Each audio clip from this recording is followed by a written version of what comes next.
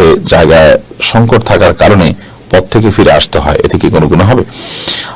দেখুন, বিশ্ব ইজতেমায় মানুষ যদি যায়, সেখানে কোনো নাসিহা শুনে, সেখানে কোনো ওয়াজ শুনে, আলোচনা বয়ান শুনে নিজেকে দিনের প্রতি উদ্বুদ্ধ করবেন, অনুপ্রাণিত করবেন, সেখানে সাধারণত দিনের প্রতি মোটিভেশনমূলক আলোচনাই হয়ে থাকে।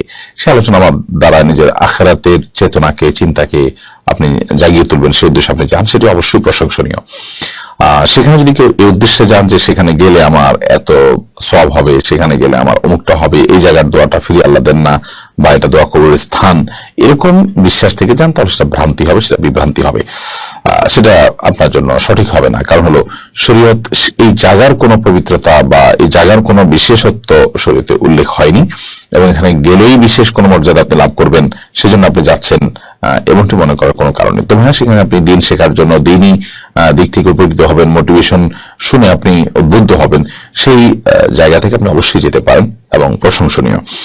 আর বিশ্ব ইজতেমার মাঠ পর্যন্ত বা কাছাকাছি গেলেন কিন্তু ভিতরে জায়গা নেই, সেজন্য আপনি ফিরে এসেছেন, তাতে কোনো গুনাহ হবে না, কারণ সেখানে যাওয়াটা আবশ্যক নয়, এবং সেখানে গিয়ে আপনি শরীক না হতে পারলে তার জন্য আপনার কোনো গুনাহ হবে, বা গিয়ে আবার ফেরত আসলেন সেজন্য আপনার কোনো কাফারা দিতে হবে, এটা কিন্তু সেরকম নয়।